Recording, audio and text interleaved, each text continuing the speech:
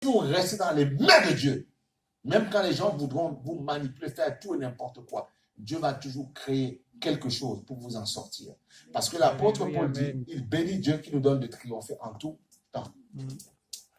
Béni soit quoi? Le nom du Seigneur. Le Seigneur qui nous donne de triompher en tout temps. Pourquoi? Pourquoi on triomphe? C'est parce que tu auras des attaques et des combats. Ben oui. Béni soit le Seigneur qui nous donne de triompher en tout temps. Il faut bien répondre. Pourquoi il dit ça? Pourquoi il le dit? On triomphe parce qu'on est face à l'adversité. Voilà. Et on triomphe parce qu'il y a des combats. Voilà. Sinon, ça ne sert à rien de dire béni soit le Seigneur qui nous donne de triompher en tout temps. C'est parce que tu auras des épreuves, des combats, des choses dures dans ta vie qui vont, au lieu de pleurer, demande au Seigneur dans la prière, comme le séminaire qu'on avait avec le pasteur du Cameroun, demande au Seigneur comment faire dans cette situation. Donne-moi un amen là. Alléluia. Bouge-toi, secoue-toi un peu ce matin. Oui, amen. Comment je fais, Seigneur, pour m'en sortir de cette situation? Tu poses la question, il va te dire comment faire. Il va te dire comment faire. Il va te donner une explication. Parce que ce que tu fais aujourd'hui n'est pas la même chose pour demain. Donc, il te donnera l'explication pour ça. Il faut s'accrocher à Jésus-Christ. Il n'y a pas le choix. Et en t'accrochant, il te protège. Il t'amène quelque part. Vous aurez des tribulations, mais prenez courage, j'ai vaincu le monde. Mais en fait, tu vis, c'est pour ça que ton système de pensée doit être changé. Il te prévient. Après, tu fais ce que tu veux. Josué nous a dit, maintenant, décidez qui vous voulez servir. Nous, on a décidé, moi et ma maison, nous servirons l'Éternel. Il faut servir Dieu, c'est tout. Voilà, on n'a pas le choix. Marcher à la suite du Seigneur. Et marcher à la suite du Seigneur, ça ne veut pas dire, Seigneur, je vais seulement à l'église écouter la parole, mais c'est pouvoir agir plus tard, agir dans ton périmètre ta zone d'influence, où il t'amènera. Amen. Il faut comprendre l'évangile, il faut comprendre. Peu importe même ton niveau d'éducation, si tu comprends, tu écoutes simplement ce que la parole dit, tu verras qu'à ton niveau d'éducation, Dieu te donnera de performer. Nous tous, nous ne sommes peut-être pas, je ne serai jamais président d'un pays, voilà, mais le niveau où je suis, la parole de Dieu doit m'amener quelque part. Voilà pourquoi il ne faut pas se comparer, ça ne sert à rien de se comparer. Tu as ton niveau, là où Dieu t'a mis socialement, reste là-bas et impacte là-bas. On n'est pas au même niveau, on n'a pas le... Non, reste dans ton niveau et impacte ton endroit. Les jeunes étudiants, impactez l'école, impactez les universités. C'est comme ça. Et quand ils seront plus à l'université, ils seront dans leur pause, dans leur travail. Ils impactent en fonction de ton âge. Tu impactes ton environnement avec la crainte de Dieu que tu as. Alléluia. Il ne faut pas se comparer. Ça ne sert à rien. Ça ne sert absolument à rien du tout. Tu perds ton temps. Ta zone d'influence impacte là où tu es. Donc tu vois, Jésus a dit, faites ce que vous voulez. On ne vous force pas, on ne te flatte pas. Alléluia.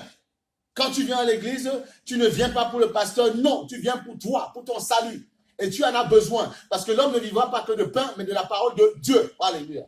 Jean, chapitre 6, verset 64, pour remettre dans le contexte. On monte 2 versets légèrement au-dessus. Il dit ceci. Mais il en est parmi vous quelques-uns qui ne croient point. Tu vois, même au temps du Seigneur. Donc tout le monde ne va pas croire à ce que tu dis. Tout le monde ne va pas t'aimer. Il ne faut pas être imbu de sa personne comme ça. Hein. Si tu as du mal avec ça, tu veux que tout le monde t'aime, c'est parce que ça, c'est de l'orgueil, c'est de la fierté. Mais ça s'enlève, ça. Il ne faut pas. Il y a des gens qui vont t'aimer, d'autres qui ne vont pas t'aimer. Mais ce n'est pas grave. Tu dis, Seigneur, donne-moi la force de tenir, c'est tout. Il dit, mais c'est comme ça la vie. Tout le monde ne t'aimera pas. Et dès le départ, mets-toi ça dans le crâne. Tout le monde ne t'aimera pas. Voilà. Et tu feras avec ceux qui t'aiment. Et ceux qui ne t'aiment pas, ne les critique pas, ne leur crie pas dessus, ne te mets pas en colère. Laisse-les. Amen ou pas amen? Amen. Voilà. Gloire au Seigneur. C'est comme ça. Il faut grandir. Il faut changer la façon de penser. Il faut transformer ça. Alléluia. Jean chapitre 6, verset 64. Au Seigneur. C'est ça. Donc, vous voyez, il dit, en ce moment-là, plusieurs de ses disciples se retiraient et n'allaient plus avec lui. C'est tout. Voilà. Et puis le Seigneur dit, il dit aux 12, et vous aussi, vous ne voulez pas partir aussi? Pierre lui dit, Seigneur, à qui irons-nous? Tu as les paroles de la vie éternelle. Donc tu vois, il y en a toujours qui seront avec toi et d'autres qui partiront. Parce que c'est marqué dans la parole. Si Dieu fait chair, Jésus, certains l'ont fait. Tu es qui? Tu es qui? Tu n'es pas parfait. Dieu était dans ce corps. Il était dans l'imperfection parce qu'il avait revêtu le corps charnel, mais ça restait Dieu quand même dans ce corps. Et certains ont trouvé le moyen de lui faire faux bon quand même. Tu es qui? Rien. Mais on voit que Dieu ne l'a jamais abandonné. Ce corps, Dieu qui était dans ce corps, n'a jamais été abandonné par Dieu qui était dans le ciel. Va comprendre, Dieu là-haut et Dieu sur la terre. Et pour nous dire que parfois ça peut arriver qu'on vive les mêmes choses que lui, mais il n'a pas abandonné Christ parce que le Saint-Esprit était en Christ et le Saint-Esprit est en nous. Donc Christ en nous, l'espoir de la gloire. Alléluia. Faut comprendre l'évangile. Et c'est là où dans l'évangile, dans la vie, tu dois répondre attaque pour attaque, combat pour combat. Parce qu'il faut, mais c'est comme ça, sinon tu vas craquer. On n'est pas à la sécurité sociale. Non, la vie dans laquelle nous vivons, c'est une guerre. C'est la guerre. Nous sommes dans une jungle. Si tu ne fais pas, tu vas te faire bouffer. Il y a beaucoup de personnes qui sont dans les cimetières. Ils ne devaient pas encore mourir, mais ils sont partis avant le temps parce qu'ils n'ont pas compris ça. Ils ont été trop sentimentaux. La Bible dit le cœur de l'homme est mauvais. Qui peut le connaître? Voilà pourquoi tous ceux qui sont autour de toi, tu dois tout le temps prier le Seigneur. Seigneur, fais grâce, garde-les. Et que même si par rapport à leurs attitudes, les manières de ce qu'ils feront, ben leur manière, leur attitude, même si ça va te faire mal, mais ça ne va pas te détruire. C'est l'homme qui tue l'homme, ce n'est pas le diable. Hein. C'est l'homme qui tue l'homme. Le diable n'est qu'un... En fait, c'est l'homme qui décide oui ou non. Mais c'est l'homme qui tue l'homme. Ce n'est pas le diable. Le diable t'inspire, mais tu peux dire non. Tu as le pouvoir, c'est ce qu'il a dit à Caïn.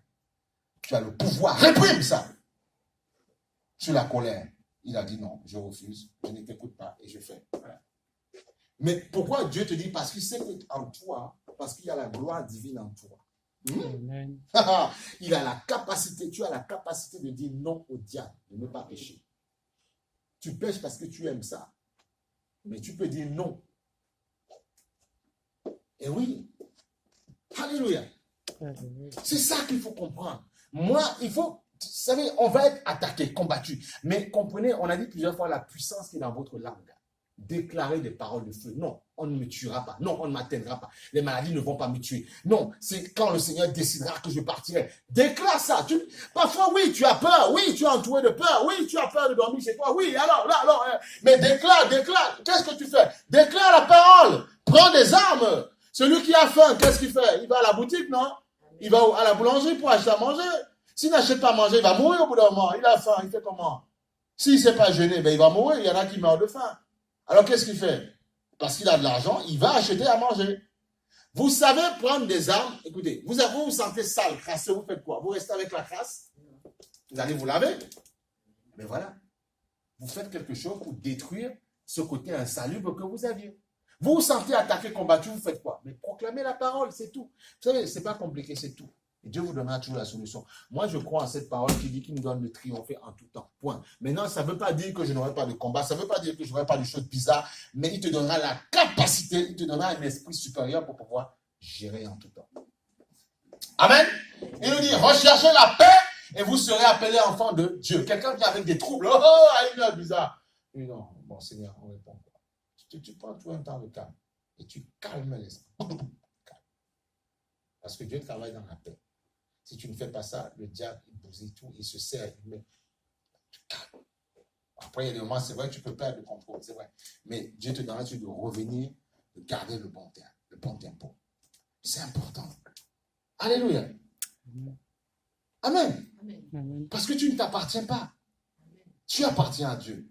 Et beaucoup disent qu'ils croient en Dieu, mais croient en Dieu sans laisser Dieu contrôler ton esprit, ton âme, ça ne sert à rien. En fait, c'est toi qui gères, c'est toi qui contrôles tout. Donc, ça ne sert à rien. Tu te trompes. Donc, laisse Dieu contrôler ton âme, contrôler ton esprit. Change de vie, on n'est pas obligé. Vous savez, on n'est pas obligé, quand on reçoit le Christ, on n'est pas, en fait, les mêmes amis que tu as dans le monde, avec qui tu fais tout, n'importe quoi. Parfois, avant dans le monde, c'était, ils faisaient la buvette, ils fumaient avec ces personnes-là. Mais quand tu es avec le Seigneur, fais de lui ton ami. C'est de lui. Laisse d'abord l'église tranquille. Fais de Christ ton ami. Et après, parce que tu aimes Christ, forcément, de manière logique, tu verras l'envie de venir à l'église, c'est tout. Mais fais de Christ ton ami. Et si c'est ton ami, là où ton ami va, tu vas. Alors imagine-toi, est-ce que quand tu as reçu Christ, tu es allé en boîte de nuit, est-ce que Christ va dans une boîte de nuit? Est-ce que quand, bon, tu sais que malheureusement, quand on boit, on fume, tout ça, est-ce que Christ fera ça? Est-ce qu'il t'amènera là-dedans? Non. Eh bien voilà. Donc il dit, si tu vas là-bas, tu n'es pas mon ami. Donc ce que tu vas, la Bible dit, si vous m'aimez, repoussez le monde. C'est comme ça, c'est tout. Il y a pas. Moi, quand j'ai reçu le Seigneur, mais il y a des choses, même certaines personnes qui étaient bizarres, où je m'en suis séparé, et puis c'est tout. Voilà, c'est comme ça. C'est lui-même qui a fait le travail. Parce qu'il sait que les mauvaises mœurs corrompent les bonnes mœurs. Tu as beau être sérieux aujourd'hui, dis j'aime Jésus, j'aime vraiment Seigneur. Si tu ne veilles pas à ton entourage, tu vas replonger, que tu le veuilles ou non. C'est comme ça. Parce que l'homme est esclave de ce qui a triomphé de lui. Voilà, c'est tout. Voilà. C'est comme ça, on dit aux gens, ils ne comprennent pas. On dit aux gens, tu étais quelqu'un dans le monde, tu aimais les femmes à gauche, à droite. On dit non, mais sépare-toi de tel. Tu ne te sépares pas, mais tu continues. La même personne va te pousser à faire tout n'importe quoi. Mais après, je ne comprends pas, il n'y a plus de foi. Parce que ton entourage, tes amis autour ne sont pas bons. Voilà. Te détruisent. Tu ne comprends pas. Tu ne comprends pas. Alléluia. Donc c'est vraiment important de comprendre ça. Le Seigneur peut tout faire pour toi. Il peut tout faire dans ta vie. Mais tu dois tout faire pour lui donner la main, lui tendre la main. Et malheureusement, on vit dans un monde où c'est plutôt de l'hypocrisie que nous faisons face à Dieu. Nous gérons, nous mentons, nous sommes hypocrites dans nos cœurs. Et Dieu veut que tu te rapproches sincèrement de lui. Parce qu'il a tout créé. Amen. Il a tout créé.